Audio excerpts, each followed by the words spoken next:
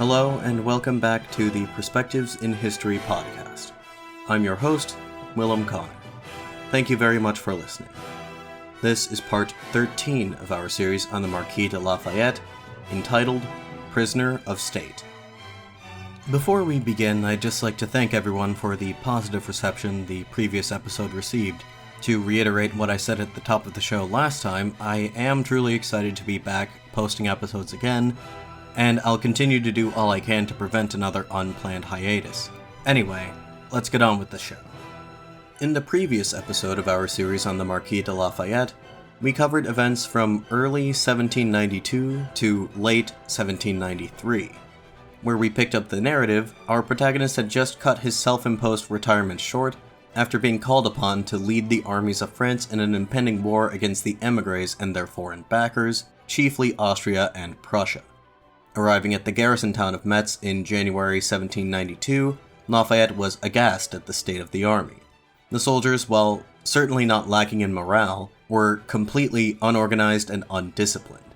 Motivated to enlist by their revolutionary fervor, the rank-and-file troops refused to submit themselves to traditional military discipline. Needless to say, this did not bode well for France's prospects in the upcoming war. And surely enough, when war was declared in April, these weaknesses immediately caused major issues for the French. Lafayette received disturbing reports from the front lines of soldiers breaking ranks and fleeing at the first sign of the enemy. Some even mutinied and murdered their commanding officers. But what truly enraged Lafayette more than anything else were the reports that he read from Paris regarding the activities of the radical Jacobin Club, which was steadily growing in power. To him, it appeared that their every action was intended to undermine the authority of the king and to subvert the constitution that he and his allies had worked so hard to put into place. These things would have been bad enough on their own, but during a time of national emergency, when unity was needed to overcome the threat of foreign invasion, to Lafayette it appeared that their actions were downright treasonous. He openly denounced the Jacobins, first in writing, then in person before the Legislative Assembly in Paris. Conversely, Lafayette's meddling in civilian politics while he was meant to be leading the armed forces in the field was interpreted by the Jacobins as proof that he was a reactionary traitor to the nation. Before he could be relieved of his command, though, events came to a head in the capital. In early August, the commander of the coalition forces, the Duke of Brunswick, issued a manifesto addressed to the people of Paris, threatening essentially to raze the city to the ground should further harm befall the king and his family. With Austro-Prussian forces closing in, the citizens of Paris reasoned that they had nothing left to lose. On August 10th, they rose up in a violent insurrection, intent on overthrowing the monarchy once and for all. They stormed the Tuileries Palace, massacring the Swiss Guard and forcing the king and his family to seek refuge in the chamber of the Legislative Assembly, where they were arrested for treason and imprisoned within a medieval fortress awaiting trial. For Lafayette, the insurrection of August 10th was the final affront. In the past few months, he had shunned the idea of marching on Paris and suppressing the Jacobins by force of arms, but now, unwilling to stand idle while his sovereign faced mortal danger, he resolved to do the very thing that his enemies had just accused him of plotting. He drew up his men into their ranks and asked them to swear an oath of renewed loyalty to the king and the Constitution. In this critical moment, however, he failed to win over his troops. They had little love for the king, and were none too enthused about fighting their own countrymen to rescue him. 2 of the battalions refused to swear the oath outright. Lafayette's last chance to save the monarchy had slipped away from him. A short time later, he learned that the Legislative Assembly had branded him a traitor, relieved him of his command, and demanded that he return to Paris at once to explain his recent conduct. Rather than handing himself over to the mercy of his enemies, Lafayette instead decided to flee the country. On the evening of August 19th, Lafayette, along with a small cadre of like-minded officers and adjutants, slipped away from his command headquarters and crossed the border into the Austrian Netherlands, modern-day Belgium. Lafayette and company only intended to pass through Austrian territory on their way to the Dutch Republic, a neutral country. They only made it as far as the town of Rochefort, some 20 miles from the border, before they were caught. They might have been able to make it all the way had Lafayette not been recognized by an émigré nobleman embedded with the Austrian army. The Austrian governor, upon being informed of this, ordered the traveling party to be detained until his superiors in Vienna could decide what should be done with them. In early September, a tribunal determined that Lafayette and 3 of his companions, Alexandre Lemaitre, Charles Césaire de Fay de la Tour Maubourg, and Jean-Xavier Bureau de Pouzy were complicit in the crime of overthrowing the French monarchy. The liberal doctrine they espoused was considered hazardous to the continued stability of Europe, and so they were designated prisoners of state, to remain incarcerated until such time that a restored King Louis XVI could pass judgment on them. The rest of the party, some 40 to 50 lower-ranking men, were taken to a prisoner of war camp near Antwerp. Most were released on parole a short time later. However, for Lafayette, Lameth, Latour Maubourg, and Bureau de Pouzy, they were given over to the custody of Austria's allies, the Prussians. Initially they were held in the citadel at Wesel, but after Prussia was dealt an unexpected defeat by the French army at the Battle of Valmy on September 20th, the prisoners were transferred to Magdeburg as a precaution. The conditions in which Lafayette and his fellow prisoners of state were held were less than humane, to put it mildly. Their cells were small and cramped, with small windows that did not allow for much fresh air or sunlight. The food they were given was hardly enough to subsist on, and sanitation was minimal. Before long, their health was adversely affected. This was all deliberate on the part of the jailers. They constantly held out the promise of improved prison conditions, even possible release, if Lafayette and the others were to agree to cooperate with them in defeating France. Patriot that he was, Lafayette would not countenance such a thing. He refused these offers time and time again, all but guaranteeing that he would remain imprisoned so long as a state of war continued to exist between France and the monarchies of Europe. As harrowing as Lafayette's experience in prison may have been, it did save him from almost certain execution at the hands of his political enemies back in France. Following the deposition and imprisonment of King Louis XVI, France was declared a republic on September 21, 1792. Earlier that month, fears that counter-revolutionary elements within Paris were preparing to hand the city over to the Austro-Prussian forces provoked frenzied extrajudicial killings of prisoners that lasted for 4 days. Between 1,000 and 1,600 people, representing half the prison population of Paris, were killed during the September massacres. The political situation in France did stabilize somewhat in the following months, but took a turn for the worse once again in mid-1793, as the course of the war appeared to turn in favor of the coalition. The country was gripped by unrest stemming from a whole host of different factors: the execution of the former king, material hardships caused by the war, resistance to conscription, and so on. The same fears of internal subversion resurfaced, leading the government to take drastic measures to maintain public order and to eliminate enemies of the Republic. To this end, the Committee of Public Safety was created in April, with the fierce and uncompromising Maximilien Robespierre at its head. Then, in September, the Legislative Assembly passed the Law of Suspects, mandating that all individuals suspected of treason were to be arrested, put on trial, and if found guilty, executed. The law's definition of what constituted a suspect was rather broad, allowing hundreds to be swept up in the ensuing waves of arrests. The Reign of Terror had begun. During this time, a great many of Lafayette's old friends and associates, and even quite a few of his rivals, were executed by guillotine. We already discussed the trial and execution of the former king, which occurred on January 21st, months before the terror began in earnest. The next major victim of the terror was, appropriately enough, the former queen, Marie Antoinette, who was beheaded on October 16th. On October 31st, 22 leaders of the Girondin faction, including Lafayette's old friend, Jacques-Pierre Brissot, were beheaded. Philippe Égalité, formerly known as the Duc d'Orléans, was beheaded on November 6th. His seemingly enthusiastic embrace of the revolution, including his vote to execute his own cousin, was not enough to save him. Jean-Sylvain Bailly, the former mayor of Paris, was beheaded on November 12th. Arrests and executions of suspects continued at a steady pace well into 1794, and greatly intensified in June of that year until Robespierre was overthrown in late July. From prison, Lafayette followed news from France as best he could. Officially, he was not permitted to send or receive correspondence, but from the few bits of information he was able to have smuggled in, he could get some sense of the scale of the repressive measures being taken by the government, although he did not know the identities of individual victims aside from the former king and queen. In a letter he wrote to one of his supporters, the Princesse de Nîmes, in June 1793, he claimed to be in good spirits, stating, quote, "Here I can fight against tyrants only for my soul and my body. The former not only defends itself but builds up my physical strength. The feeling of resistance to oppression is for me an excellent physician." End quote. 7 months later, though, he reported having fallen back into despair.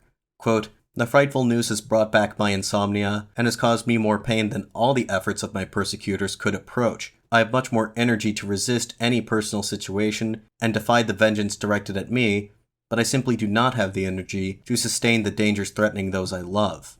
End quote. Lafayette's primary concern was, of course, his family. In October, he was permitted to receive a message from his wife, Adrienne, telling him that herself, their 3 children, and his aunt were all alive and well at his ancestral home of Chavagnac. This information was already months old by the time Lafayette received it, as he was well aware. In the same letter I quoted from just a moment ago, written in January 1794, Lafayette continued, quote, "Madame de Lafayette, if she remain in her home, will be free and peaceful there, and yet when I think that all the affection of her neighbors may not defend her effectively from some henchman of tyranny, I feel the most painful anxiety." End quote. He was right to be concerned. Madame Lafayette was arrested on November 13th. She had been expecting this from the day the law of suspects was passed, and accepted whatever fate was to befall her with a martyr-like self-abnegation. She was first taken to the town of Brioude, some 20 miles to the north, where she was held in a prison with other noblewomen from the region. She was kept there for nearly 8 months, in a constant state of uncertainty. She occasionally received visits from her daughters, Virginie and Anastasie. As for her son, Georges, she had, out of an abundance of caution, sent him to live with his tutor, a local curate named Félix Frestel, away from the public eye. It was at this time that Adrienne learned that her mother, sister, and grandmother had all been arrested in October. The former 2 had emigrated to Switzerland along with Adrienne's father, the Duc d'Ayen, in 1792, but returned to Paris the next year to be with the family's patriarch, the ailing Duc de Noailles, in his final days. He died in August, but the women were unable to make it out of the country before the law of suspects went into effect and the Reign of Terror began. While Adrienne anxiously awaited trial in Brioude, Lafayette's fate also hung in the balance. In January 1794, after being imprisoned at Magdeburg for 1 year, he and his fellow prisoners were transferred yet again, this time to Niza, which lies in what is today Western Poland. Lafayette assumed the worst, that his execution was imminent. In reality, the motives of King Frederick William of Prussia were not quite so sinister. He had come to appreciate the fact that France could not be defeated in short order, and with resistance to Prussian occupation mounting in Poland, he began looking to end hostilities with France in order to refocus his attention to the east. This left Lafayette's status as a prisoner up in the air. Frederick William was unwilling to negotiate with France for his release, but he also did not want to continue holding him indefinitely. No court in Prussia had formally charged him with any crime, and the clearly arbitrary nature of his detention had elicited protests from some of Prussia's allies. Frederick William ultimately decided to ask the Austrians to take Lafayette back into their custody, and moved him to Niza, closer to the border with Austria, while the details of his transfer were being worked out.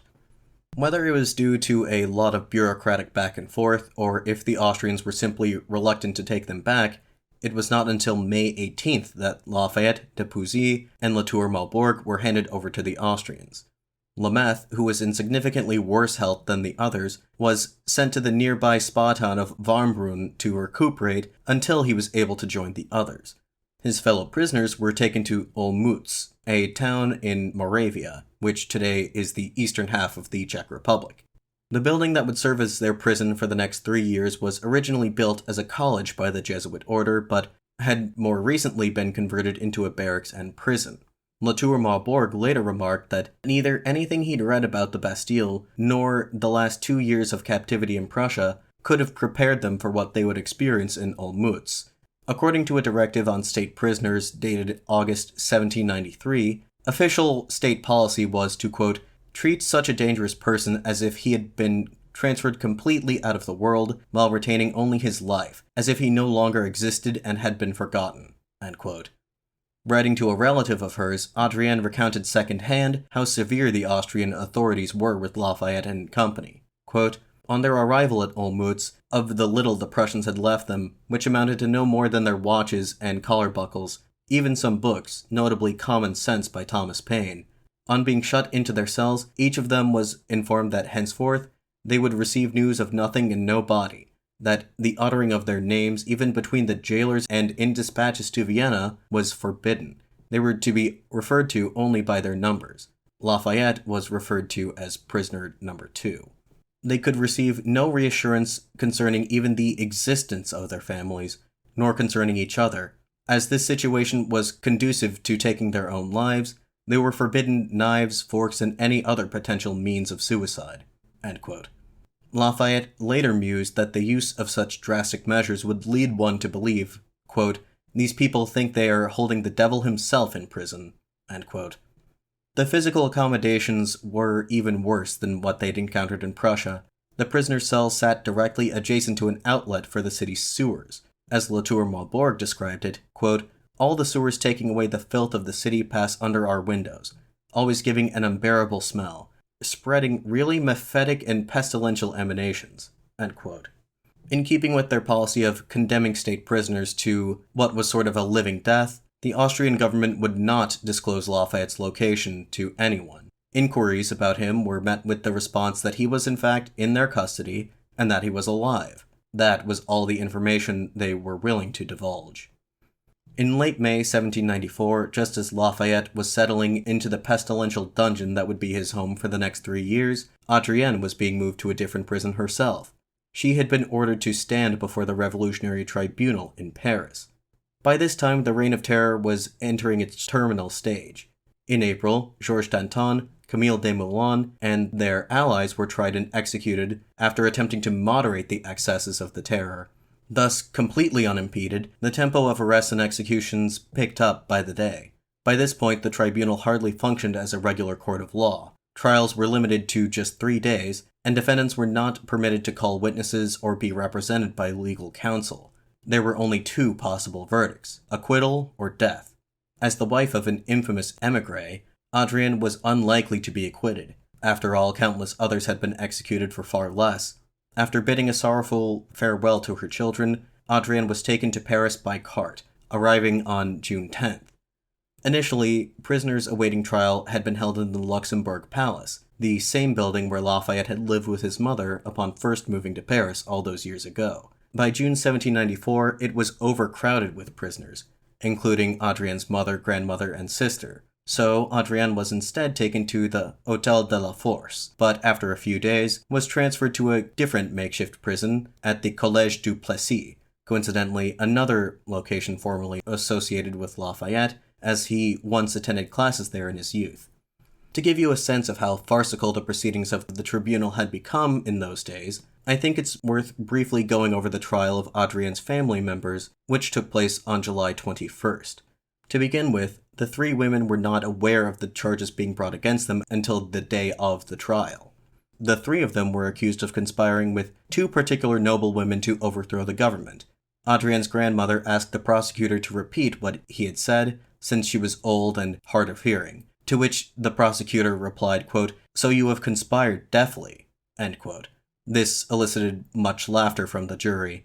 After the uproar died down and the defendants were allowed to respond, they maintained that they had not known the 2 women who they were accused of conspiring with, only having met them briefly while they were imprisoned in the Luxembourg Palace. It made no difference.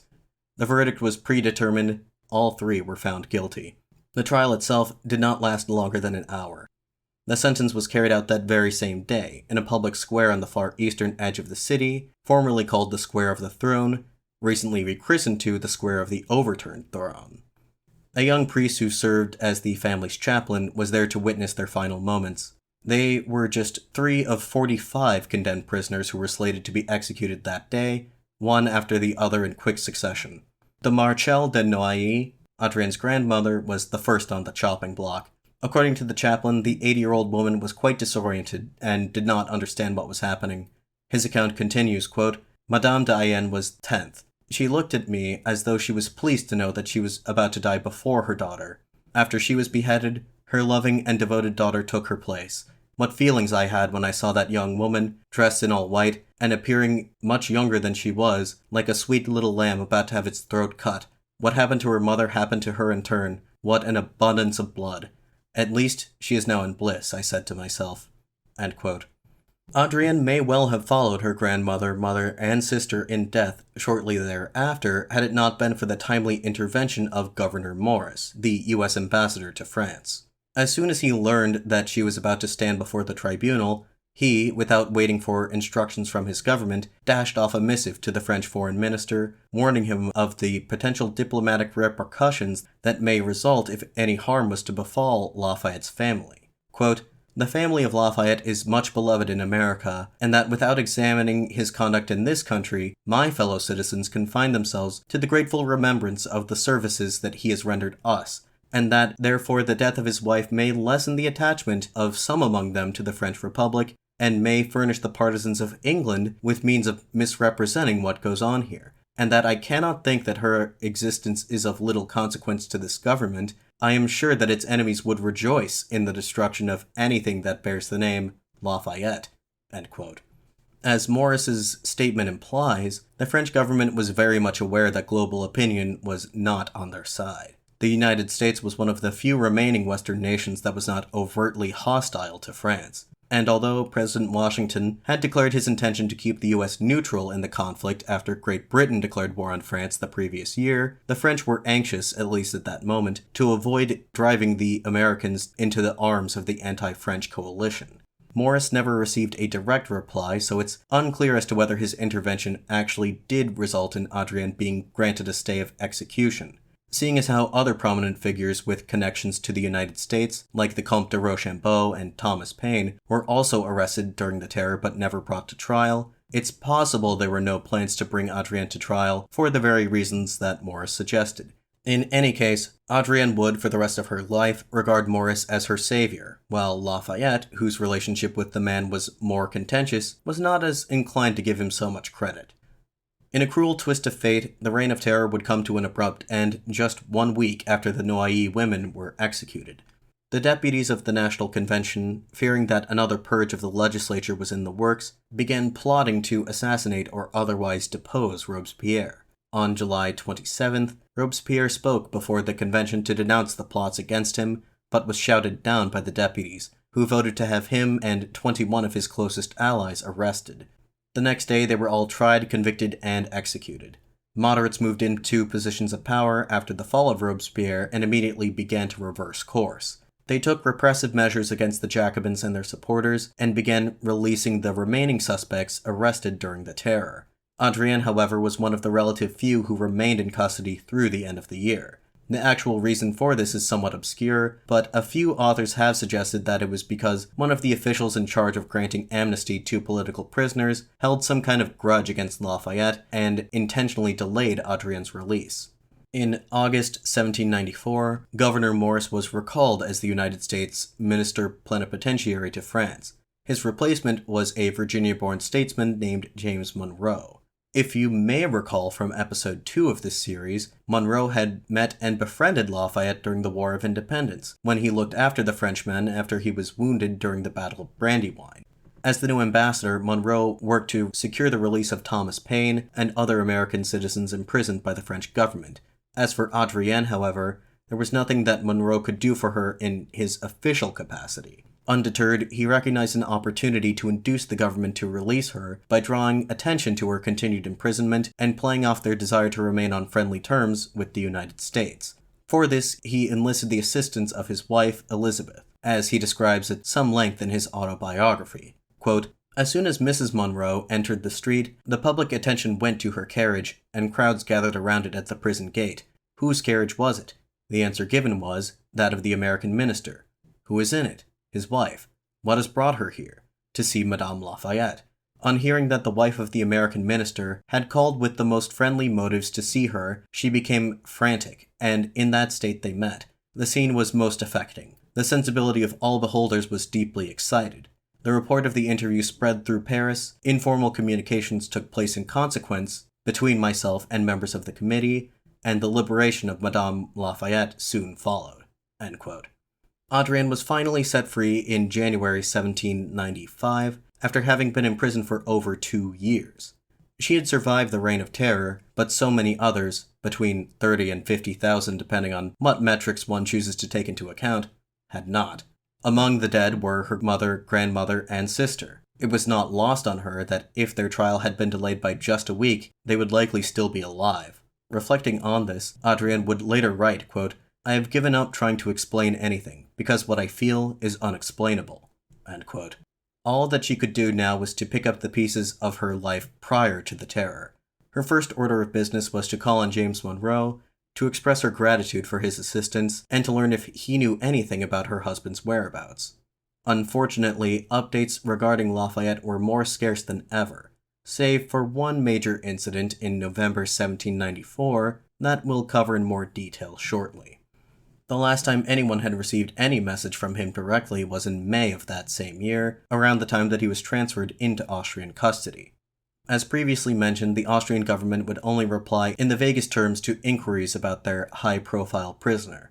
Still, his friends in America and elsewhere continued to do what they could to help him. Thomas Jefferson, for instance, was able to find a legal technicality that would allow the government to grant Lafayette full back pay for his service in the Continental Army.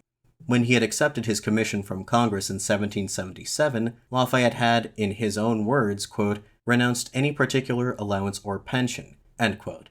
Jefferson claimed that the wording of this statement was vague enough so as not to exclude a regular salary, and after consulting with the War Department, he had an act proposed in Congress, straightforwardly titled, quote, "An act allowing to Major General Lafayette his pay and emoluments while in the service of the United States," end quote. The act was promptly passed on March 27th, and the funds, $24,400 in total, were deposited in a Dutch bank account that Lafayette could draw from while imprisoned. In London, meanwhile, a circle of Lafayette's friends and supporters, centered around Princess Emile and the Comte de Lally-Tollendal, with unofficial assistance from the American ambassador Thomas Pinckney, plotted to take more drastic measures to secure the general's freedom. They had tried the diplomatic approach to no avail. As we covered in the last episode, this was the group that led the effort in Britain's parliament to compel King George III to demand the Prussians release Lafayette from prison. After their resolution was voted down, Lally-Tollendal tried petitioning the King of Prussia directly. In his letter to Frederick William, Lally-Tollendal argued that Lafayette was innocent of the charges brought against him, namely that of treason against his sovereign. Quote, "It was because of his desire to save Louis XVI that he destroyed himself, not in spite of it. He was neither the cause nor one of the causes of the revolution. It is true that he played a great part, but he was always on the side of good, not evil." End quote. This appeal had little effect. Frederick William's reply made it clear that he was not solely responsible for Lafayette's imprisonment, and that he could not order his release without the unanimous consent of all other member states of the anti-French coalition. Clearly, a different approach was needed if Lafayette was to regain his freedom. Enter Justus Erich Bollmann, a 25-year-old physician from the Hanover region of northwestern Germany. Adventurous by nature, charming and highly cultured, Bollmann was running a small medical clinic in Paris at the time the revolution began. In August 1792, he helped Madame Germaine de Stael, the daughter of ex-finance minister Jacques Necker, and an accomplished writer in her own right, along with her then-lover, the Minister of War, Comte de Narbonne, escape France for the safety of Great Britain. Having earned himself a place on the proscription list for his trouble, Bollmann settled in London among the steadily growing community of French émigrés living there. When the Hénin Lally-Tollendal clique started seriously discussing the prospect of breaking Lafayette out of prison, Bollmann's name was put forward for the task. As a native German, he already spoke the language and understood the culture of the area, and his assistance to Narbonne and de Stael had demonstrated that he had a certain talent for subterfuge. And so, sometime in the spring of 1794, Bollmann, with a large sum of money provided by the London group, set out for Nice, Lafayette's last known location. Only upon his arrival, he found that Lafayette was no longer being held there. Bollmann managed to track down Lameth at Warmbrunn, where the Prussians allowed him to convalesce. From him, he learned that Lafayette and the others had been extradited to Austria. As for their destination, Lameth only knew that they were being taken to a fortress somewhere in Moravia. Bollmann deduced that the fortress in question was probably at Brunn, the largest city in the region, and so he cautiously pressed on across the border. I should emphasize cautiously because at this time, Austrian Emperor Francis II had already started laying the foundations for the police state in Austria that would take a more definite form in the early to mid-19th century. Paranoid about potential revolutionary unrest, the government had banned large gatherings and private printing presses, invested the secret police with enhanced powers and greater autonomy, and maintained tight surveillance in public. Foreigners were viewed with extra suspicion. They had to have passports on them at all times that had to be shown on demand, and local officials were obligated to question visitors as to their identity and their business in the area. This pervasive atmosphere of suspicion made Bollmann's task all the more complicated, as he had to be careful not to attract any undue attention while carrying out his investigation. While on his way to Brünn, where he suspected Lafayette was being held, Bollmann coincidentally stopped in the town of Olmütz on July 24th. He made some discreet inquiries at the inn where he was staying, and was told that a handful of French political prisoners were being held in the former Jesuit college complex in town. As to their identities, no one knew. The guards only identified them by numbers, with their true names known only to the commandant of the local garrison and a few others. As it happened, the commandant, Baron Gabriel Splieni von Mechaldi, was a very amiable character, and on learning of Bollmann and his reputation as a distinguished young physician, invited him to dinner. Using all the charm he could muster, Bollmann conversed at length with the general before nonchalantly asking for a tour of the prison. Splieni politely rejected the request, and Bollmann, deciding not to push his luck, dropped the line of inquiry. Splieni did agree to introduce his esteemed guest to the prison physician, an army surgeon named Karl Haberlein. The physician was a promising lead. If Lafayette was being kept here, he would almost certainly be acquainted with the medical staff on account of the health problems that he mentioned so frequently in his past correspondence. Bollmann introduced himself, and claimed that he was on his way to attend a medical conference in Vienna. He asked if Haberlein would show him around, and he ingratiated himself by expressing interest in every mundane detail of his work, and offering the army surgeon pointers on how to improve his practice. Haberlein, being from a modest background, was quite flattered that a doctor educated at the prestigious university at Göttingen was showing him this much attention. Bollmann judged Haberlein to be, quote, weak-willed but good-natured and honest, end quote. In other words, the perfect unwitting collaborator. While the two men were discussing the effects that sorrow and despair have on prisoners' physical health, Bollmann mentioned that he had something, a greeting card, for one of his patients in particular that he claimed, quote, would do him better than all of your medicine, end quote. That patient was, of course, Lafayette. Haberlein was taken aback. He was not at liberty to divulge the identity of any of the prisoners, but he all but admitted it when he asked Bollmann how he knew that Lafayette was being held there. Bollmann played coy, claiming that this information was widely known in London and that he had forgotten who originally told him. In any case, Bollmann reassured Haberlein that he had no ulterior motive here. The card was completely innocuous, intended as a polite gesture from a friend of a friend and nothing more. He suggested that Haberlein hand the card to Lafayette and pass along whatever reply he gave. With that, Dr. Bollmann took his leave. Having all but confirmed Lafayette's presence at Olmütz, Bollmann had to be careful not to linger in the vicinity for too long, lest the secret police catch on to him. To maintain his cover story that Vienna was the next destination on his itinerary, he left for the Austrian capital the next day, but not before giving Haberlein an address in the city where he could be reached for the next few weeks. In Vienna, Bollmann plotted his next move. He needed to collect supplies, contact co-conspirators, maintain a steady line of communication with Lafayette, plan a route of escape, and more importantly, figure out how exactly he would liberate the prisoner in the first place. All of this was too much for one man to organize on his own. Bollmann decided that he needed a trusted accomplice. One day in September, Bollmann encountered by chance a young man, 20 years old by the looks of him, with an American accent. He told him that he was from South Carolina and that he was in Vienna to study medicine. The two talked for a while on a variety of subjects, mostly related to the current upheaval in Europe. At one point, the young man mentioned the Marquis de Lafayette, speculating as to his whereabouts. Bollmann was immediately suspicious, thinking that his conversation partner must be a police informant. He flatly denied knowing anything about the Marquis. The young man then explained that he had a personal connection to Lafayette. His name was Francis Kinloch Huger, son of Benjamin Huger. If that name sounds vaguely familiar, it is because this was the same Benjamin Huger who hosted Lafayette and his companions from the Victoire after they first came ashore in America in 1777. Francis was only 4 years old at the time and had no memory of meeting Lafayette, but he grew up well aware of his family's past association with the Marquis and grew up greatly admiring the man, following his career intently. Huger told Bohemond he knew that Lafayette was somewhere in Austria and that he would like to help if he could. Although he was momentarily dumbfounded by the sheer coincidence of it all, Bohemond reached the conclusion that Huger's story was too specific to have been fabricated from nothing, and that the young man's attitude seemed genuine. When the two men met again the next day, Bohemond let Huger in on the conspiracy, and asked him if he would join. Huger eagerly agreed. It was only right that he should help liberate the man to whom his nation owed its freedom. As he himself later testified, quote, "When the proposition was first made to me, my only feeling was of gratitude. I saw an opportunity to free the man who, at my age, had risked everything for me." End quote.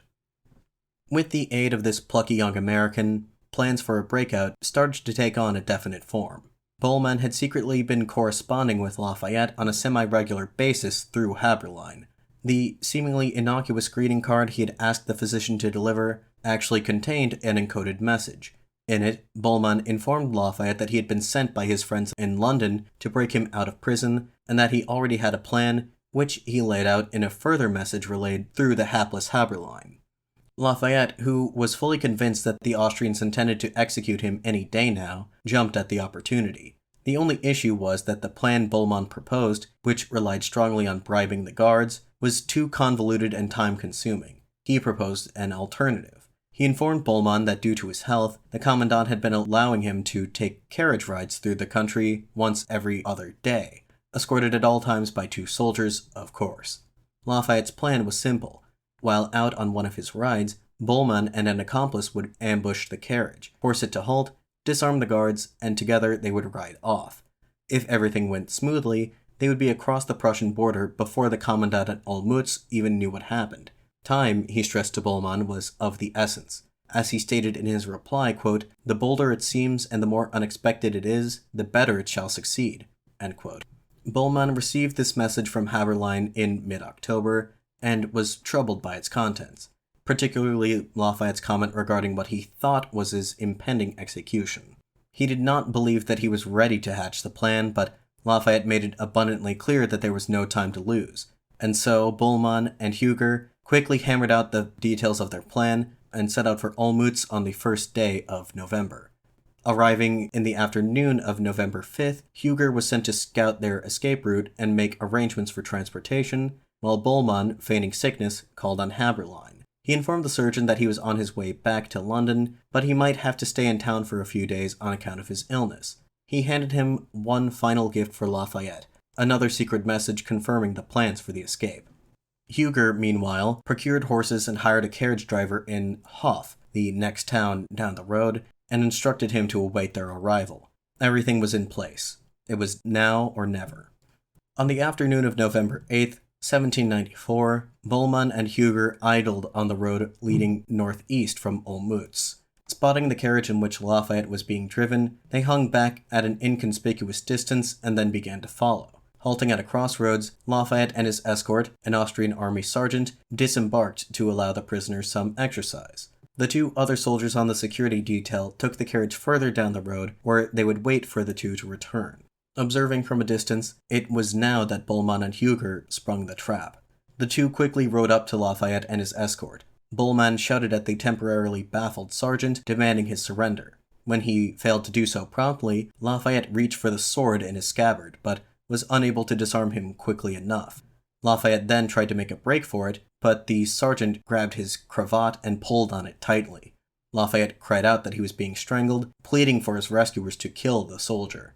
Bohemond leapt from his horse and entered the fray, grappling with the sergeant and trying to break his grip.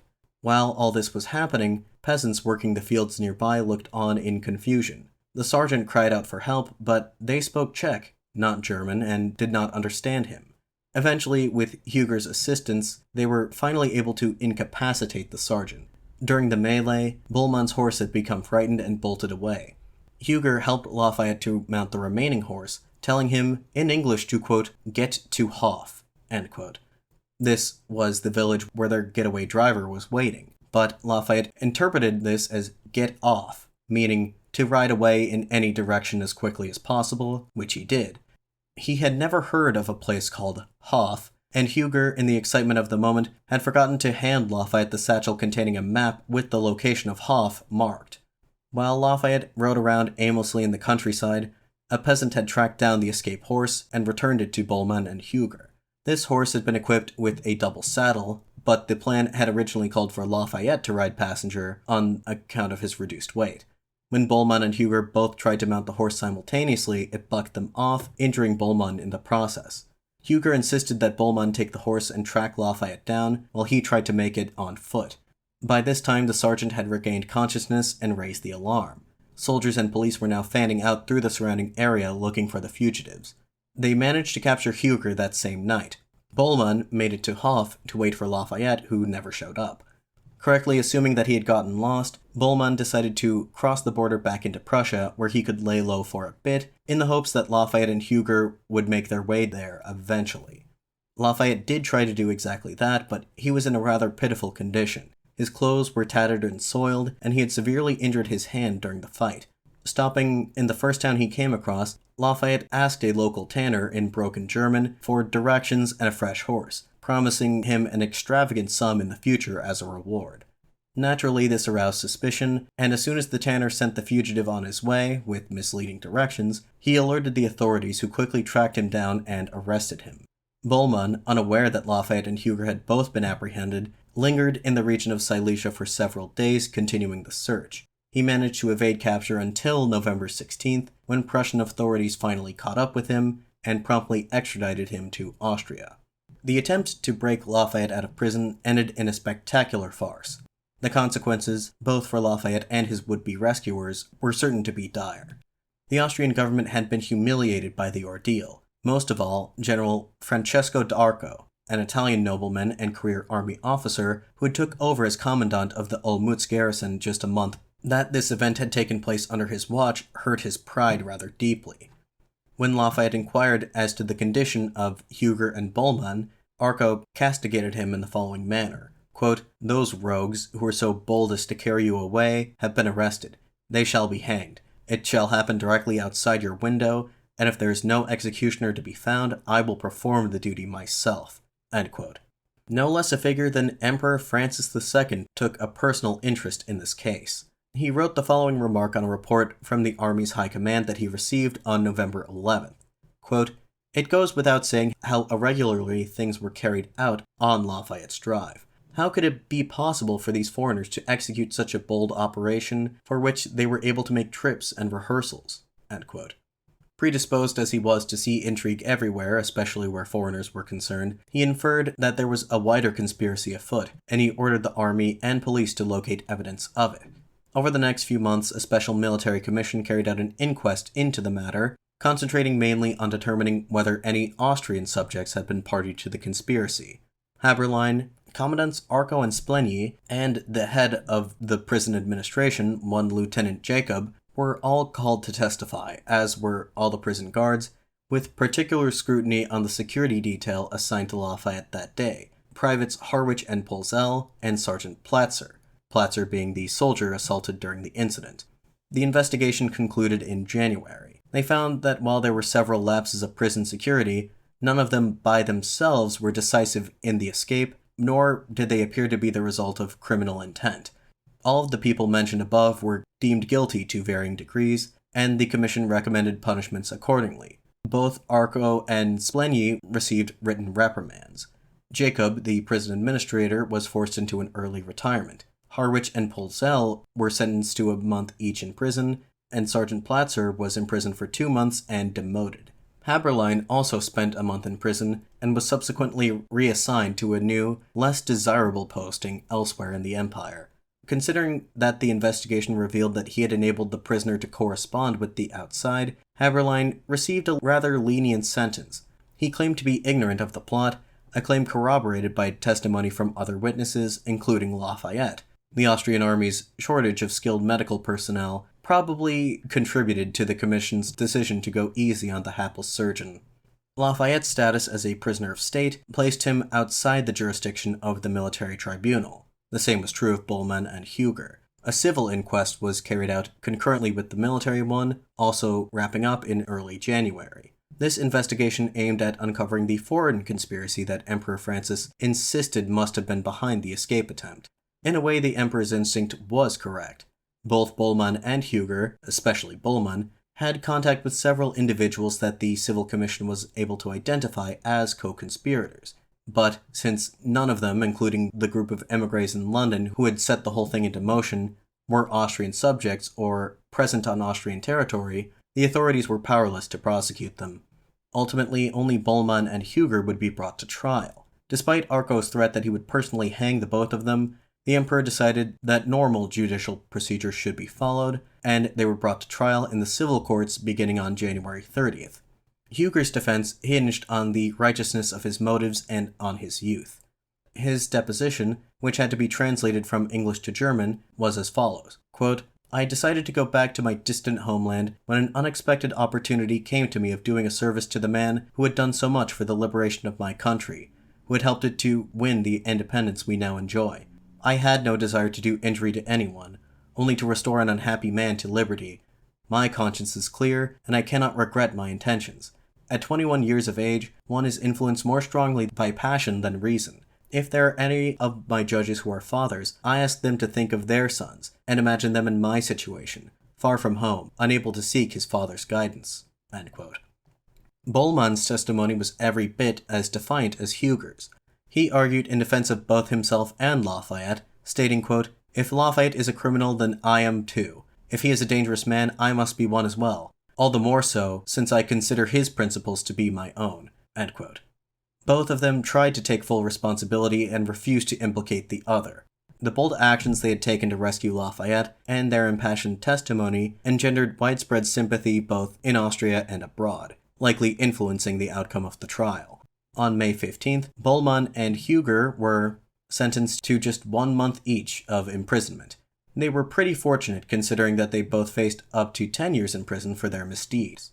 After serving their sentences, Bollmann and Huger were released on the condition that they promptly leave the country. Not that either were much inclined to stay around after their ordeal. Huger returned to the United States, where he resumed his studies in medicine and military engineering. He would live into his 80s, passing the years somewhat uneventfully at his family's plantation in South Carolina. Curiously, Bollmann also decided to go to America after his release.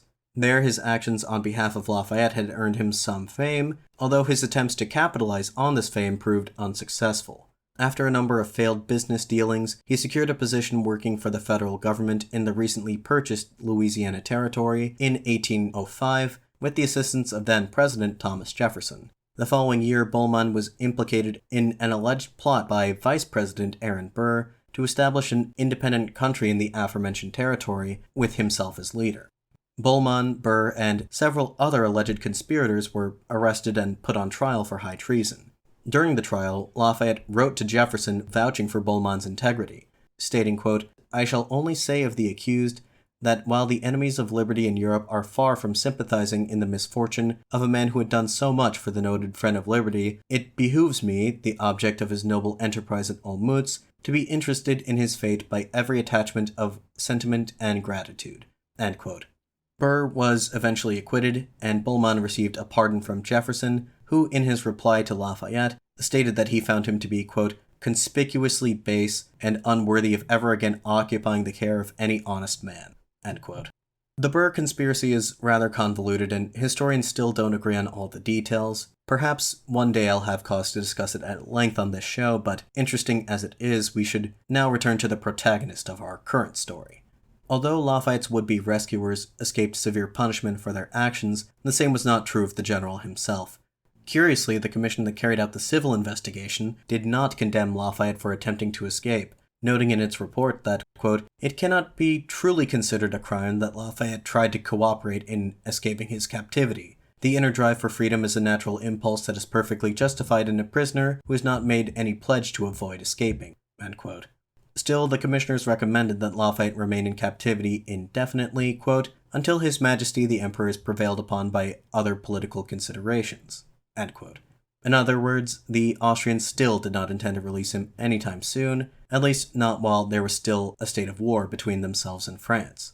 In the immediate term, the conditions of Lafayette's captivity worsened considerably as new security measures were implemented.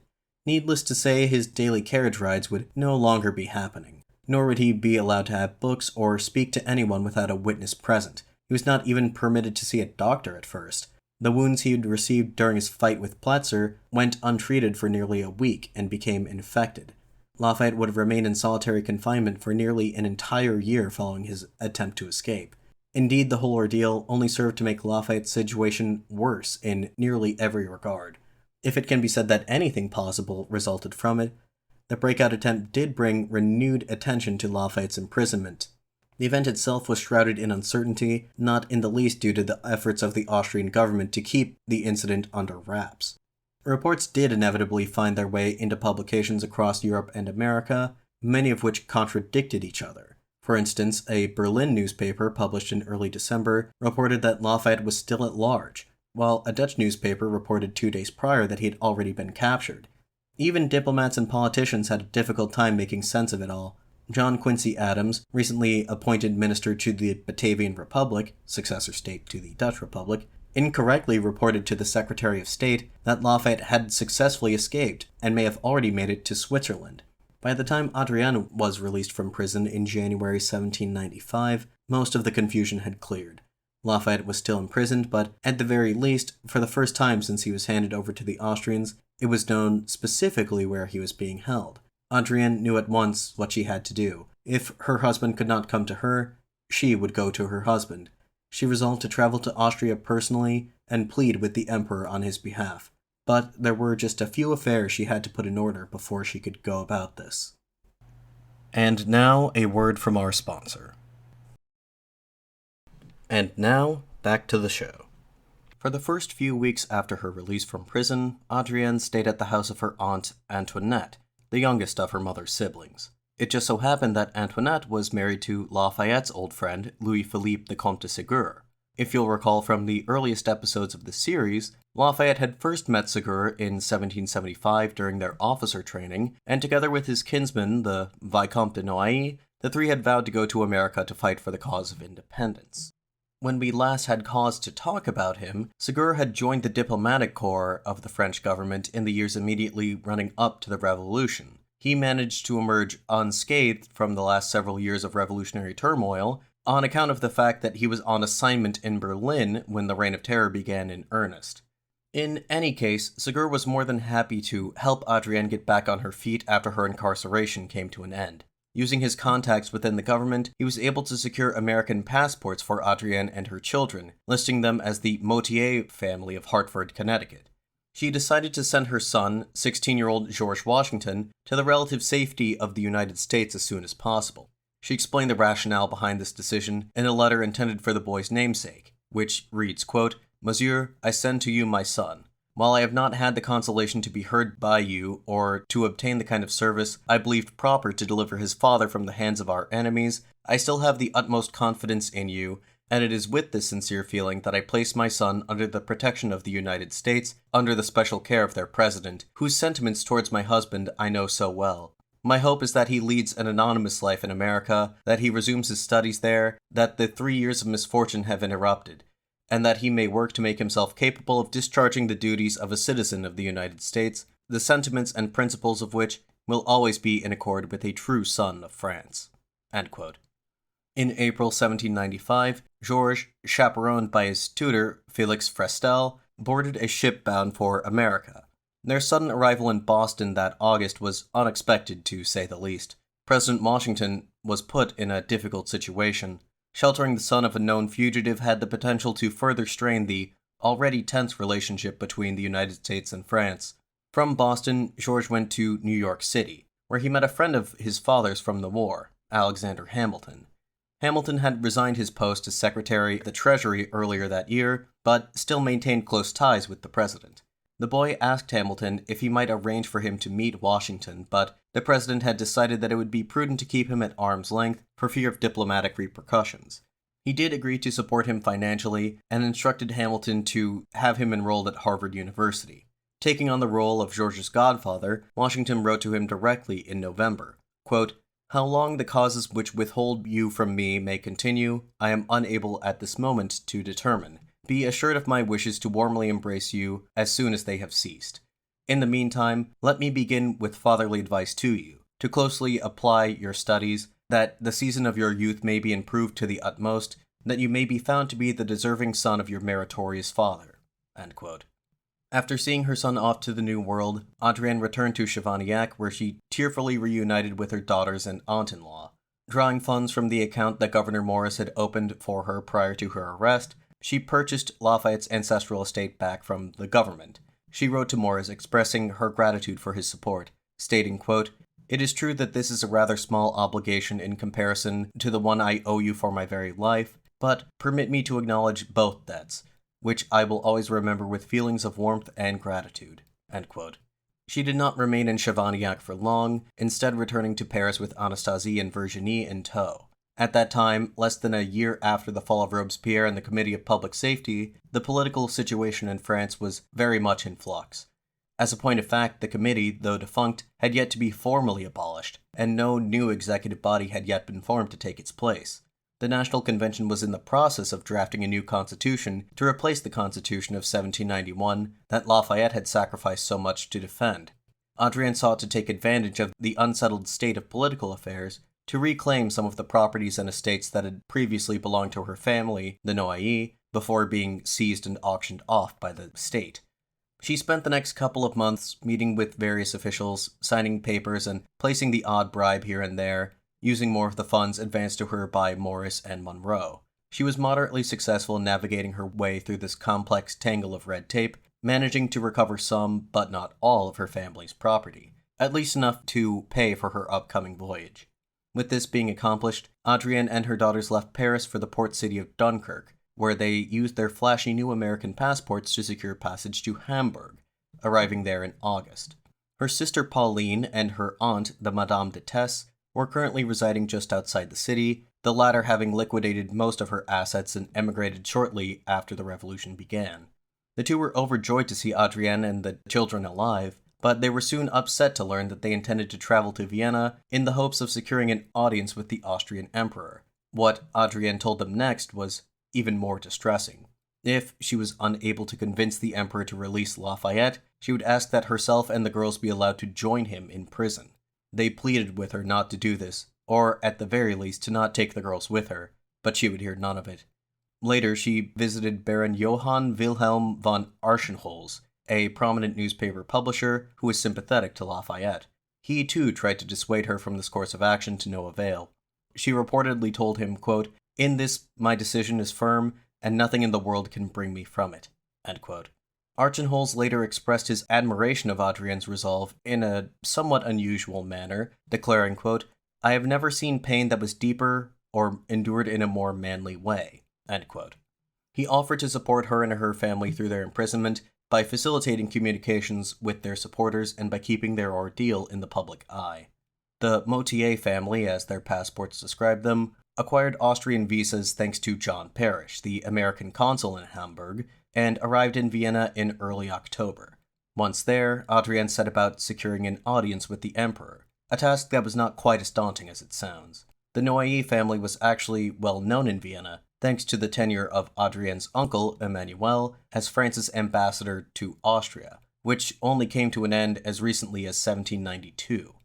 Having prepared letters of introduction identifying herself as a member of the Noailles family, Adrienne was able to meet with various figures acquainted with her uncle. One of them was the imperial chamberlain, Prince Franz von Orsini-Rosenberg. Rosenberg was happy to help and made the requisite arrangements for Adrienne to meet the emperor.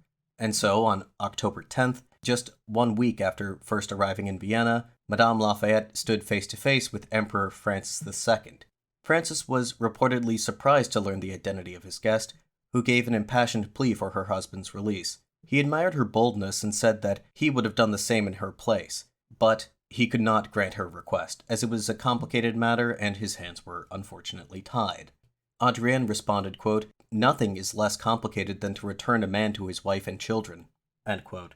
Francis was rather taken aback by Adrienne's unusual request for herself and her daughters to join Lafayette in prison, but even so, he saw no reason to deny her. According to Virginie, he told her, quote, "I consent. You will find Monsieur Lafayette well nourished and well treated. Your presence will, no doubt, add to his comfort." End quote. His permission was conditional. Adrienne and her daughters would be allowed to stay in the prison at Olmütz with Lafayette, and once inside, they were free to leave at any point, but would not be permitted to return. They would have to remain with Lafayette until the end of his sentence, or not at all. With Austria and France still at war, when exactly that would be was left for anyone to guess. 2 days after her audience with the Emperor, Adrienne met with the Minister of War, Count Joseph von Ferraris, who signed the necessary permits. His tone differed significantly from the Emperor, telling her, quote, "I regard it as my duty to ask you once more to reflect on your decision. I must warn you that you will be accommodated in very bad conditions, and that the regulations to which you must submit will have very grave consequences for yourself and your daughters." End quote. Considering that Adrienne's health had already weakened somewhat during her nearly 2-year-long incarceration, she would have done well to take Ferraris's advice to heart.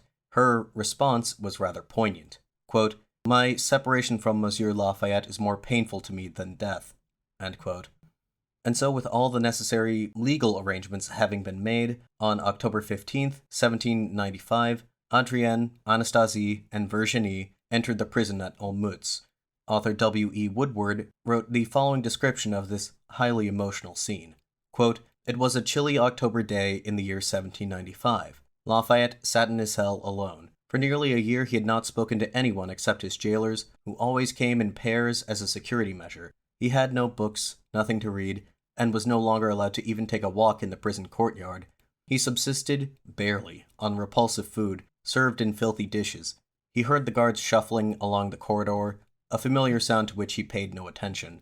There was a pause before his door, a key grated in the lock, and the door was suddenly thrown open.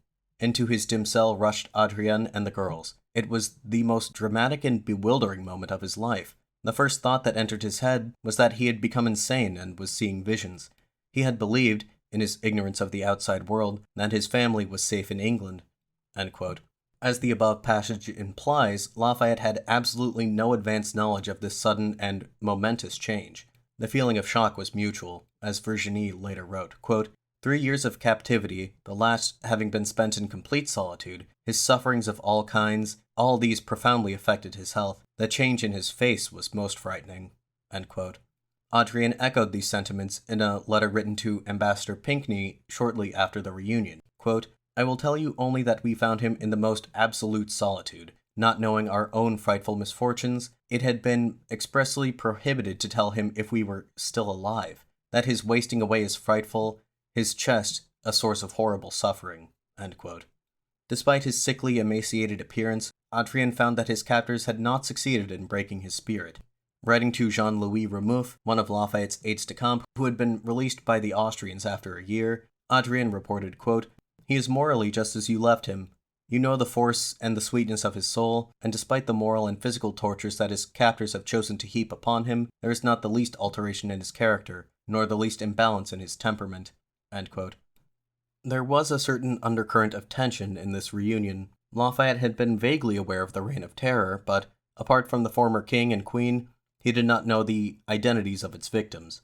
As Virginie tells it, quote, "The day had passed without his daring to deepen his fears, and without my mother having the strength to explain herself. It was not until late in the evening when my sister and I were locked in the separate adjoining room that she told my father that she had lost her grandmother, mother, and sister, all to the guillotine." End quote. Still, this grim news could not detract too greatly from the elation of this moment. Being reunited with his family brought Lafayette immense comfort, mentally as well as physically. Andreas Axter, the new prison surgeon, noted that his physical health improved considerably after this point. I should re-emphasize that Lafayette had spent the better part of the last year in solitary confinement, which he found to be an unimaginably torturous experience. Now, Lafayette had long been opposed to arbitrary imprisonment. During the Assembly of Notables in 1787, he'd openly called for reforms to France's justice system, saying of state prisons like the Bastille, quote, "The king's heart would disavow these prisons, as well as the laws of the kingdom that had sent prisoners there, if he fully understood their uselessness and danger." End quote. The past 3 years had only strengthened that conviction. These practices were not only inhumane, but ineffective. Speaking to an acquaintance some time after his release, Lafayette observed that, quote, "My confinement had not been the means of reformation, since I was imprisoned for wishing to revolutionize the people against despotism and aristocracy, and having passed my solitude thinking about it, without coming out corrected in that respect." End quote. To the same acquaintance, he also remarked that solitary confinement was a punishment that one had to experience firsthand to truly appreciate. Indeed, Adrienne and the girls quickly discovered that the few fragments of information Lafayette had managed to send them from prison did not fully convey how atrocious his living conditions truly were. To be fair, some of the more onerous restrictions of prison life were lifted since their arrival. They were allowed to have books and even to write friends and family, albeit on the condition that all correspondence was subject to censorship by the authorities. Nonetheless, the physical conditions remained appalling. Adrienne was especially upset that the reassurances that she'd received from Emperor Francis that she would find her husband well cared for turned out to be hollow. In one of the first letters she wrote after entering prison, she informed a friend of hers, quote, "This stay is hardly a satisfaction, regardless of what the emperor said. There is nothing here but insects, stench, and dirt." End quote. During her audience with the emperor, Adrienne was led to believe that she would be able to speak with the prison commandant directly if she had any concerns she wanted addressed during their stay. 3 days in, she asked to meet with said commandant, a man named Wilhelm von Schroeder, only to be rebuffed and told to submit requests to him in writing only.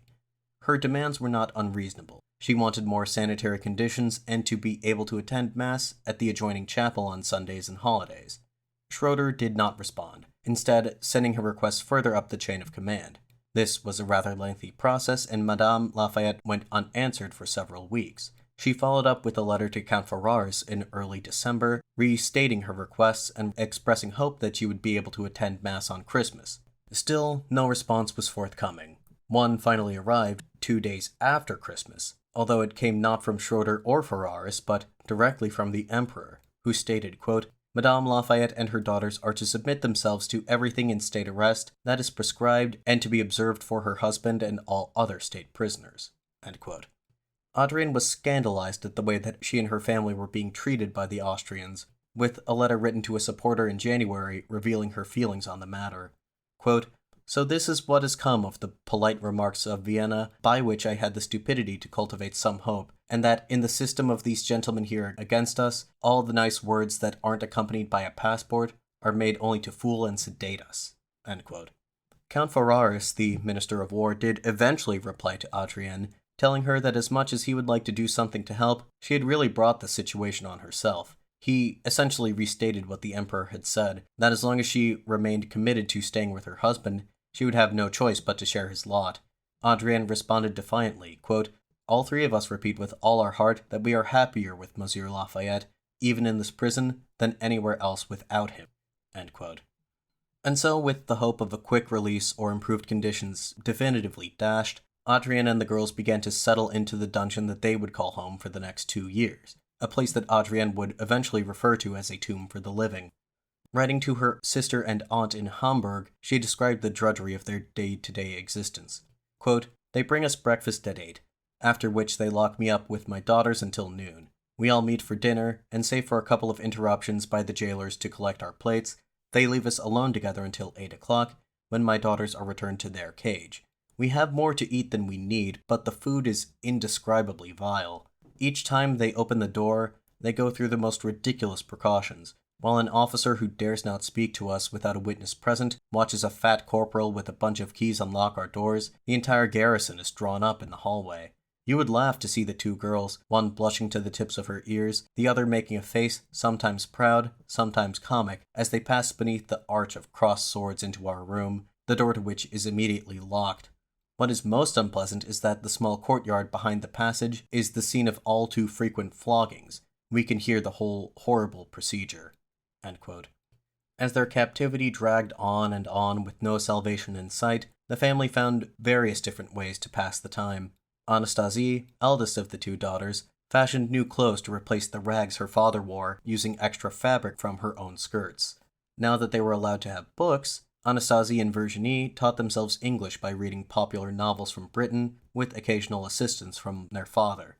Adrienne, meanwhile, took full advantage of her book privileges to write. In the margins of Leclerc de Buffon's monumental work, Natural History, She wrote a moving biography of her late mother, the Duchesse Diane. She also, as we've seen already, wrote frequently to friends, family, and supporters on the outside. The prison officials allowed her to do this on the condition that they would screen all incoming and outgoing correspondence.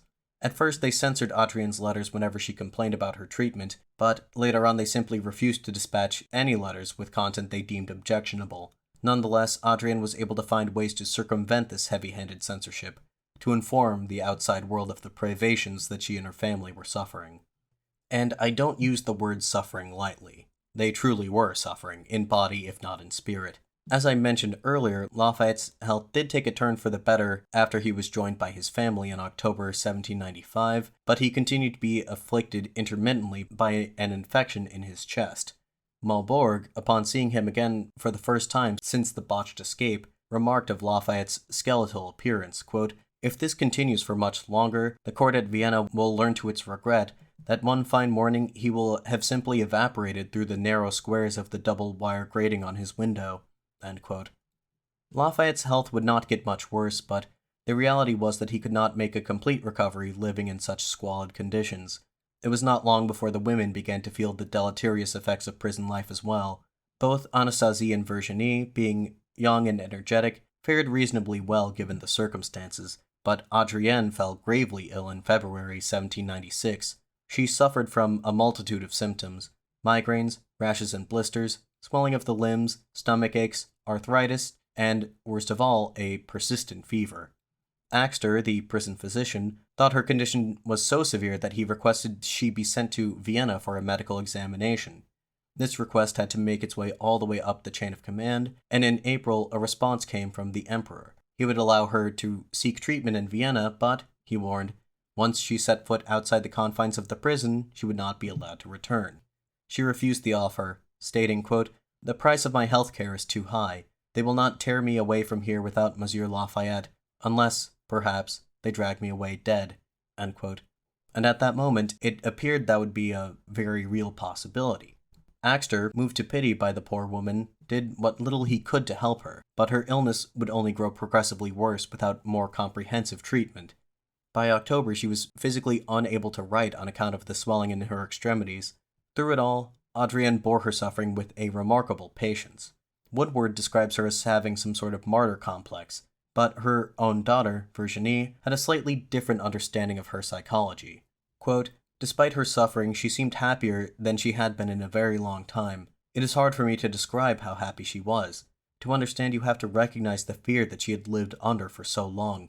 During the frequent separations and endless adventures my father took away from home and into mortal danger. The last 3 years especially she had passed almost without hope of ever seeing him again. Now her dream was fulfilled. Each day she saw the influence of her very presence on my father's health, and the comfort that it brought to him. She was surprised to recover her own ability to feel such joy, and even felt somewhat guilty knowing that it came at the expense of my father's captivity." End quote. Adrienne's sacrifices did not go unappreciated, either within the confines of Olmütz prison or outside of it. Her selfless act of wifely devotion, and the botched prison escape to a lesser extent, drew increased international attention to the plight of Lafayette and his family, and inspired renewed calls for their release. Lafayette supporters on both sides of the Atlantic wrote numerous articles and essays to this effect. His cause was even championed in more creative works, like poems and stage dramas. The most significant of these was a long-form poem entitled The Captivity of Lafayette, published in 1797. Its author, Philippe Charles Dagran, was an aide-de-camp who had been among the group of men who entered the Austrian Netherlands with Lafayette 5 years prior. His description of the prison at Olmütz was based on first-hand testimony contained in Adrienne's letters, as well as extensive interviews with people familiar with the situation, such as Bullmann. The poem takes the form of a soliloquy delivered by Lafayette, lamenting his ordeal. It begins, quote, "In this somber dungeon, image of hell, bent down for nearly 3 years beneath the weight of my chains, dead to all humanity, entirely so to the natural world, in this abyss where light barely descends, must I, in my wrenching pains without relief, die by intervals in the sight of my oppressors?" End quote. These lines are the only fragment of the poem that I've been able to find a translation of, but I think historian Laura Auricchio offers a very serviceable synopsis in her book, The Marquis Lafayette Reconsidered. Quote, Writing in the voice of Lafayette, Agrand tapped into the era's fascination with dark tales of madness and injustice by painting a tragic picture of the erstwhile champion of freedom dying a slow death alone and forgotten. Driven to delirium, he is tormented by dreams of a reunion with his beloved wife, until, as if emerging from a fog, he understands that Adrienne is truly there in his arms. Agrand's The Captivity of Lafayette was not the only work of its kind on the topic, but what made it most effective in garnering the sympathy of his audience were the several pages of explanatory notes and the engravings depicting the scene that were published along with it. By the spring of 1796, the public clamor surrounding the Lafayettes had grown so great that even George Washington was moved to act. In April, he finally relented and invited Lafayette's son, George, to stay with him at the presidential mansion in Philadelphia. As you'll recall, the boy, then 17 years old, had arrived in America the previous year, but until this point, Washington had declined to meet with him, on the advice of his political allies, who warned him that the boy would try to compel him to take some action on his family's behalf that would run contrary to the administration's stance of neutrality in European affairs. Surely enough, that is exactly what happened. That same month, Washington wrote to Ambassador Pinckney, quote, "The visible distress of the son who is now with me, grieving for the unhappy fate of his parents, is giving a poignancy to my own feelings." End quote. He instructed Pinckney to convey to the Austrian ambassador in London his desire to see Lafayette and his family free. Later, in May, Washington wrote directly to Emperor Francis II pleading for their release. Since the United States still had no formal diplomatic relations with Austria, he claimed not to speak in his capacity as president, but as a private individual. The letter reads in part, quote, "In common with the people of this country, I retain a strong and cordial sense of the services rendered to them by the Marquis de Lafayette, and the friendship I have for him has been constant and sincere. It is natural, therefore, that I should sympathize with him and his family in their misfortunes, and endeavor to mitigate the calamities which they experience, among which their confinement is not the least distressing. Permit me only to submit to your Majesty's consideration whether this long imprisonment and the confiscation of his estate, and the indignance and dispersion of his family, and the painful anxieties incident to these circumstances, do not form an assemblage of sufferings which recommend to him the mediation of humanity? Allow me, sir, on this occasion to be its instrument, and to entreat that he may be permitted to come to this country on such conditions your Majesty might think it appropriate to prescribe." End quote. This was an admirable gesture from Washington, all the more so because it went against his scruples regarding foreign entanglements, but the result is exactly what one might have predicted. Washington's plea went ignored by Emperor Francis. There was no reason for him to give any consideration to the feelings of the American people or their leader. It's not even certain whether he read the letter in the first place. Great Britain, on the other hand, did have some leverage here. Since Prussia made its exit from the anti-French coalition and signed a peace treaty with France on April 5, 1795, Austria needed British cooperation in the war now more than ever. Lafayette supporters in London were well aware of this fact and hoped to use it to their advantage. The same sorts of pro-Lafayette writings I described a few minutes ago proliferated throughout Britain just as they did in America. On May 10, 1796, the influential liberal politician Charles James Fox criticized the government for their inaction, allowing Lafayette to, quote, "be kept in scandalous and inhuman bondage." End quote. He lauded Madame Lafayette for her bravery, saying, quote, "Scarcely had she been released from prison in Paris, then she flew on the wings of duty and affection to Vienna to solicit the emperor, and has ended up sharing in all the horrors of his captivity. This had no terrors for her affectionate heart. She plunged into this dungeon, and there they remained together, the living yet buried victims of this inhuman power." End quote. According to the official parliamentary record, Fox's speech caused an uproar in the chamber, but when the matter came to a vote, a motion to change British policy was defeated by a wide margin. Undeterred, Lafayette supporters tried to force the issue in Parliament again later that year. On December 16th, Fox presented a motion for King George III to request Lafayette's release. Substantively, it was identical to the motion he'd made 2 years prior, the only notable change being that any reference to the King of Prussia was simply replaced with the Emperor of Austria. This motion was voted down by a similar margin. But unlike last time, King George issued a statement expressing his approval of the results, saying, quote, "Besides the very objectionable conduct of that gentleman towards this country, which would be reason enough for not appearing in his favor, I cannot see any right this or any other country has to meddle with the executive administration of any foreign one." End quote. With the United States powerless to influence Austria on Lafayette's behalf, and Great Britain refusing to do so, there was only one power remaining that might be the instrument of the family's salvation. Ironically, it was the very same country that they had fled from in the first place, France. Lafayette himself reached this conclusion in the summer of 1796, writing, quote, "Only France has the power to rescue us from the talons of these despotic governments." End quote. At that point, it was not at all unreasonable for him to think this way, as much had changed in France since the fall of Robespierre. To begin with, a new constitution was adopted by referendum in September 1795. The Constitution of 1795 established a new bicameral legislature and a new 5-man executive council known as the Directory. They did not restore the monarchy. The Republic was here to stay, at least for the time being, but the new government formed according to the new constitution was more moderate by design. Perhaps the most significant provision of the document was to restrict voting rights to those who owned property and paid taxes. The guarantee that their property rights would be safeguarded induced quite a few émigrés to return to France, many of whom would play active roles in this new government. For instance, it was at this time that Charles Maurice de Talleyrand-Périgord made his return to the political stage. As you may recall from episode 10 when I introduced him, Talleyrand and Lafayette had been acquainted in the early stages of the Revolution, during which time the Bishop of Autun had criticized the hero of two worlds for his lack of ambition. After the National Convention issued a warrant for his arrest in 1792, Talleyrand went into a self-imposed exile, first in England, then in the United States, and finally in Hamburg, where a great many of Lafayette's supporters were concentrated. Talleyrand met and befriended Baron von Archenholz and André Masson, a former aide of Lafayette's. When Talleyrand left Hamburg toward the end of 1796, both implored him to work for Lafayette's release upon returning to France. By July of the next year, Talleyrand had managed to become the foreign minister of France. Lafayette also had many sympathizers in the upper echelons of the army's officer corps, including Lazare Hoche and Alexandre Berthier, both of whom had once served under his command in the National Guard.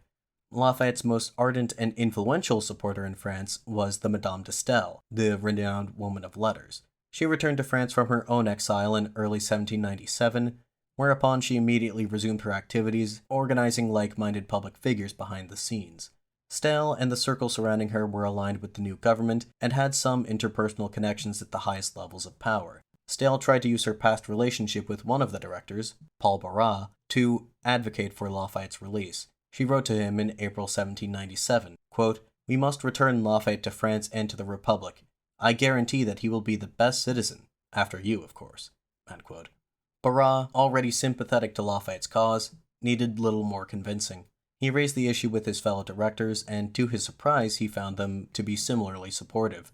Jean-François Robel and Louis-Marie de la Révillère, the two more left-wing members of the Directory, readily admitted that while they'd had their disagreements with Lafayette and his support of the monarchy, all of that was in the past.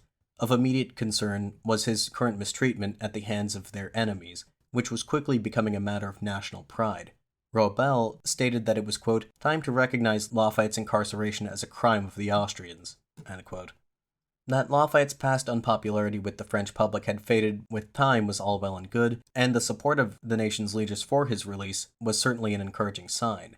However, I'm sure you're wondering, even if the political will did exist in France to demand Lafayette's release, how would they go about accomplishing this, seeing as how he was still the prisoner of a hostile power? To answer that question, we'll have to get caught up on the progression of the War of the First Coalition.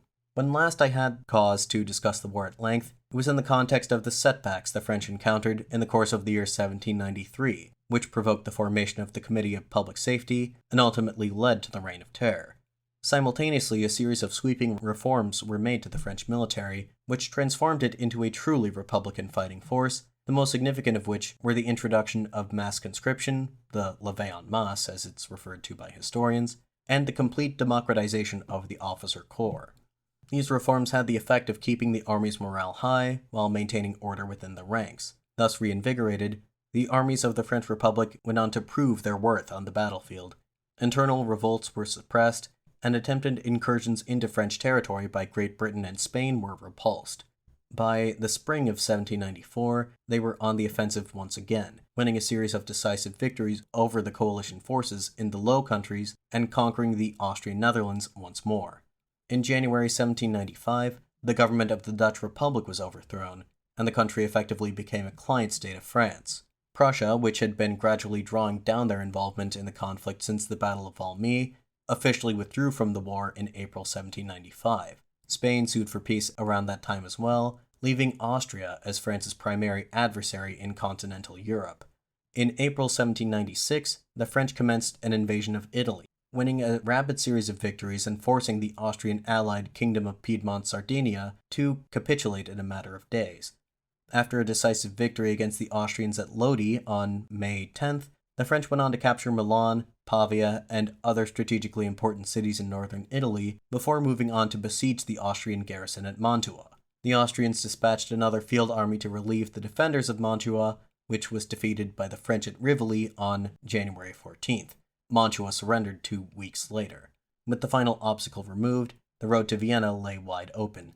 French forces entered Austria proper in late March, and by April 7th, they occupied the town of Leoben, approximately 2 days' march from the Austrian capital. Recognizing the situation was hopeless, Emperor Francis signed a truce with France on April 18th, pending a final peace treaty. From prison, Lafayette and Adrien followed the French campaign in Italy as closely as they could, as they had come to believe that France's victory would be their best hope of release. In July 1797, the latter wrote to Princess Anine, quote, "The success of French arms alone can force these people into peace, and give us the hope of a general article or even a decree that could possibly pull us out of here." End quote. Negotiations for a peace treaty began almost immediately, but they would be a drawn-out and occasionally fraught process.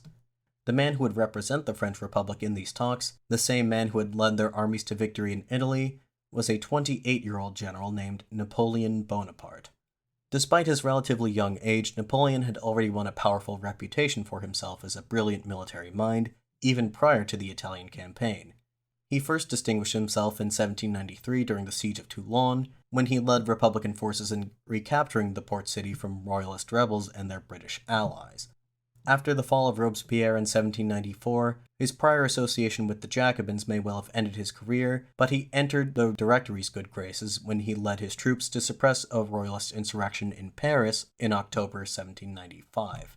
It was when he was placed in charge of the Army of Italy in 1795 that Napoleon had the chance to put his strategic and tactical prowess on full display. He outmaneuvered his Austrian opponents at every turn, dealing them defeat after decisive defeat, breaking their hold over northern Italy and forcing them to capitulate.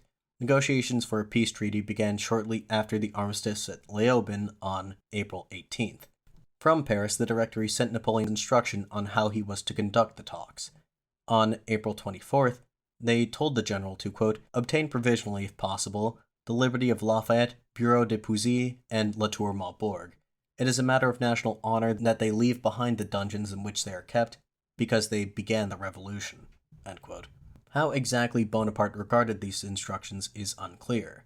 One thing that I should establish, though, is the fact that it was Napoleon, more than any other individual, who directed the course of these negotiations.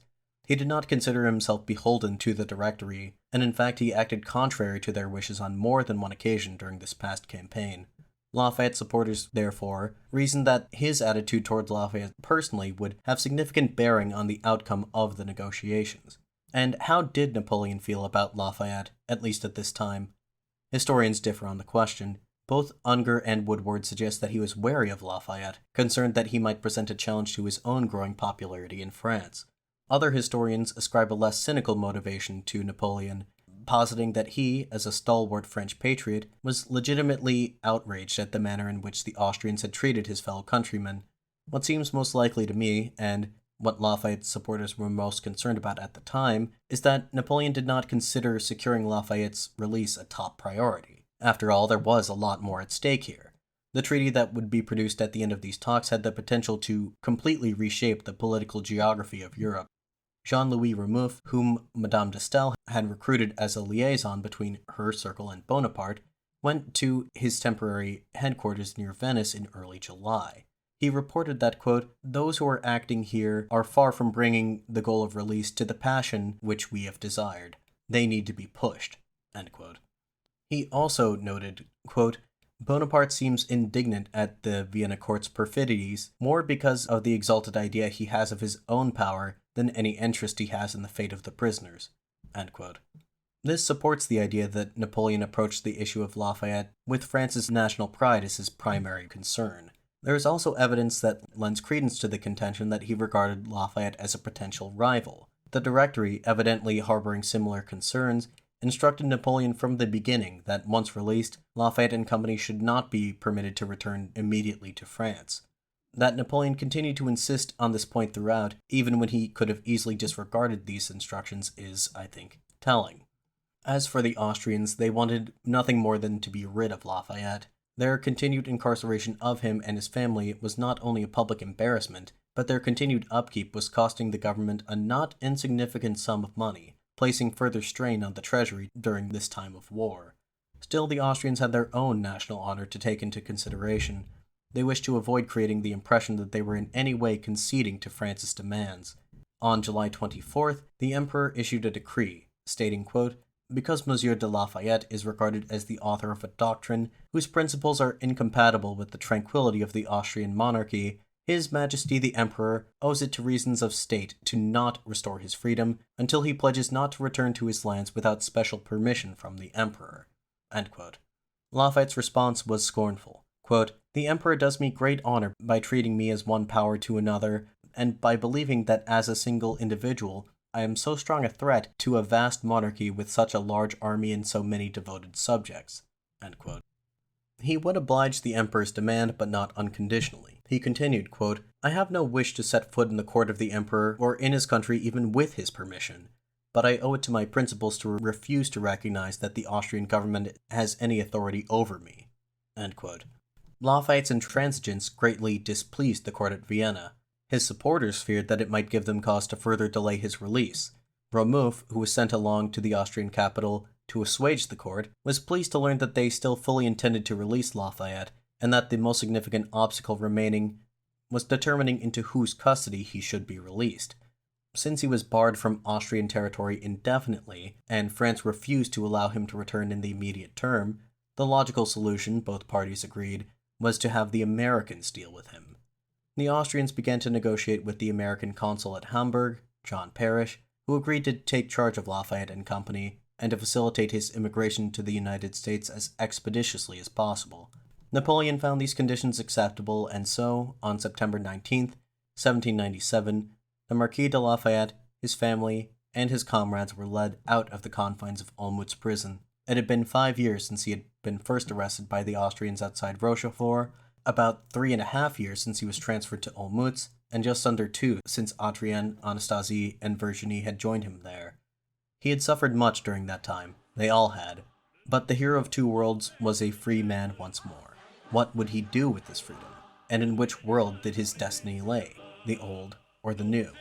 In the next episode, we will follow Lafayette as he re-emerges into this world, irrevocably changed by the revolution that he helped put into motion, and as he struggles to find his place in it. But again, all that and more will be covered when we return in 2 weeks. In the meantime, please feel free to direct any and all questions, comments, or concerns to the show's email, perspectivesinhistorypod@gmail.com. Twitter and Facebook are also ways to reach me. Links will be in the episode's description as usual. Also, I encourage you to check out the show's website, link in the description as well. If you like the show and want to help support it, please rate it on whatever podcast listening platform you use, and consider purchasing some used books from me on my eBay page. Anyway, that should about do it for now. Until 2 weeks from now, this has been the Perspectives in History podcast. I'm your host, Willem Connor, signing off.